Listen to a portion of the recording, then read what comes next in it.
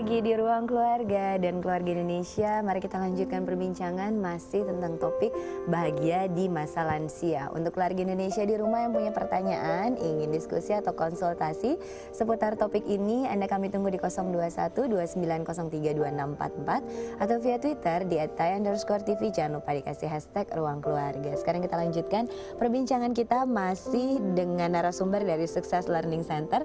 Di sini ada Dr. Amir Zuhdi serta Mbak Lucy Kusman. Dok, kalau kita berbicara mengenai kebahagiaan pada masa lansia, nah sebetulnya takaran kebahagiaan atau tingkat kebahagiaan lansia itu diukur dari aspek-aspek apa aja sih, Dok?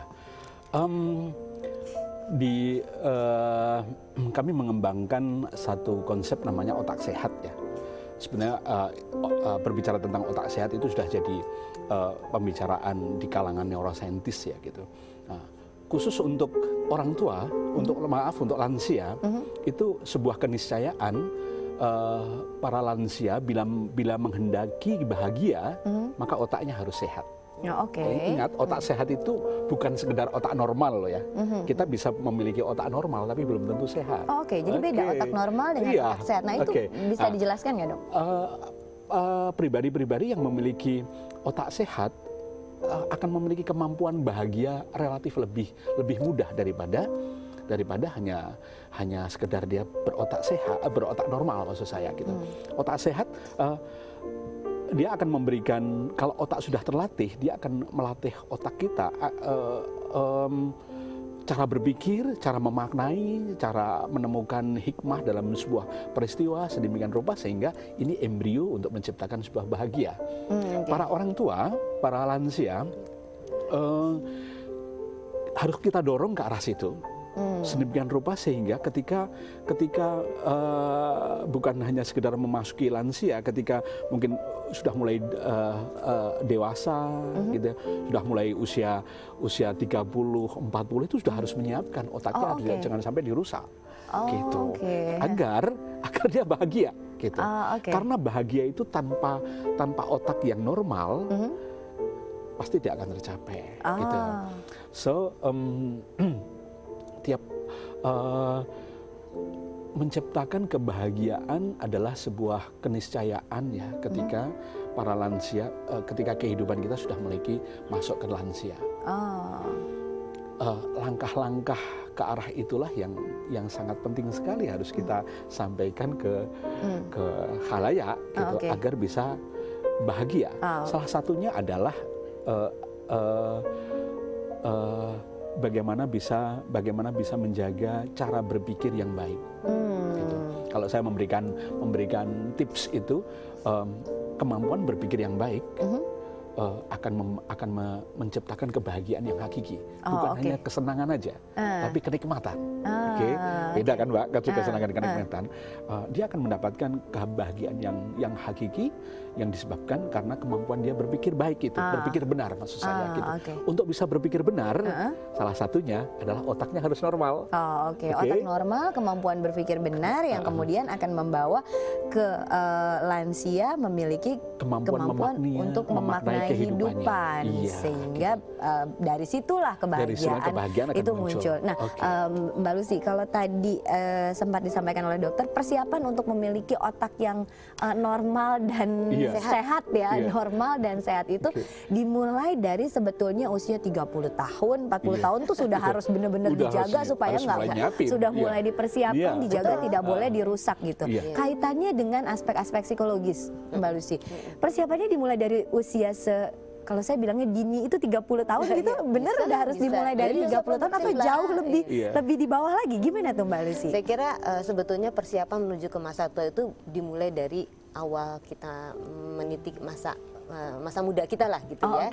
Dari mulai 20, 30 itu sudah harus dipikirkan.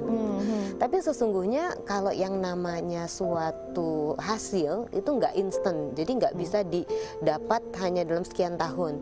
Apa yang kita lakukan dari masa muda kita sebetulnya menjadi satu pola kebiasaan yang akan menentukan sehat atau tidaknya otak kita di masa tua ya, Dok. Karena otak sehat itu bisa dipengaruhi oleh 3 hal, Mbak Ayu. Ada dari makanan, ya. Jadi secara fisik kita juga harus sehat. Kemudian dari pemikiran-pemikiran atau pemaknaan-pemaknaan yang kita biasa lakukan, gitu, serta dari otaknya sendiri, dari hardware-nya sendiri, otak yang ada di kepala kita. Jadi sebenarnya tiga-tiganya punya punya peran yang sangat kuat pada saat kita mau punya otak yang normal dan sehat di usia lansia. Gitu. Prosesnya memang harus dimulai sejak kita muda. Gitu. Dan bahkan prosesnya dimulai dari umur 30-an, usia-usia produktif pada saat awal meniti karir gitu ya Mbak Lucy. Sebetulnya tidak pernah terlambat. Kita bisa mulai at any time selama kita tahu caranya seperti apa. Nah Mbak Lucy, kalau berbicara mengenai persiapannya itu gitu ya Mbak ya, sebetulnya ada nggak sih Mbak berdasarkan pengalaman Mbak Lucy melakukan coaching terhadap persiapan orang yang menuju lansia, ada nggak sih biasanya aspek-aspek yang seringkali terlupakan gitu dalam proses persiapan menuju masa lansia, kaitannya kemudian dengan pensiun, begitu gimana Mbak? Ya, kami dari Success Learning Center itu melakukan pelatihan-pelatihan untuk prapurna bakti. Jadi kalau tadi yang Mbak Ayu katakan persiapan untuk purna bakti, which is dimulai dari usia-usia produktif gitu ya. Nah, dari pengalaman kami di kelas-kelas, kami menemukan yang terlewat tuh sebetulnya nggak jauh-jauh dari 3 hal yang tadi saya ungkapkan.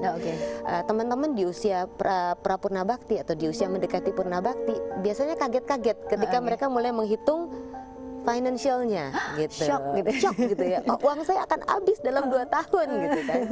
Nah, jadi mereka tidak siap dalam secara financial, dalam mengelola keuangannya. Kenapa begitu? Karena hidup kita habis untuk bekerja. Dan nggak salah banget karena memang sehari-hari mikirin target, mikirin KPI, mikirin pekerjaan, nggak sempat untuk mikirin soal bagaimana mengelola finance ketika usia senja itu tiba. Gitu. Di sisi yang lain adalah ekspektasi yang juga harus di-manage gitu loh Mbak Ayu. Ketika seseorang itu sudah tidak lagi memiliki kekuasaan. Biasa nyuruh-nyuruh orang, biasa semua orang nurut, semua menghormati dia gitu kan karena dia punya posisi. Ketika sudah menjadi purna bakti, orang tidak lagi menjadi orang yang nurut-nurut sama dia kan karena sudah tidak ada hubungan secara profesional. Nah, atau bahkan tadi tidak punya kegiatan yang mendukung pada saat selesai purna bakti, terus merasa nggak berguna. Hal-hal itu yang belum menjadi catatan ya, persiapannya yang sebetulnya dari usia 30 atau usia 30-an itu selain mempersiapkan otak yang sehat juga. Termasuk makanan Mbak Ayu. Termasuk makanan juga. Keluarga Indonesia semakin menarik ngobrol-ngobrolnya. Kita lanjutkan selepas rangkaian informasi yang telah kami siapkan untuk Anda. Kami masih menunggu Anda untuk Anda yang punya pertanyaan atau ingin konsultasi, diskusi, sharing juga boleh di 02129032644 atau via Twitter di @tai_TV. Jangan lupa dikasih hashtag Ruang Keluarga. Kita lanjutkan perbincangannya. Selepas yang satu ini kembali satu alunan piano lagi dari Kak Bosco. Silakan Kak.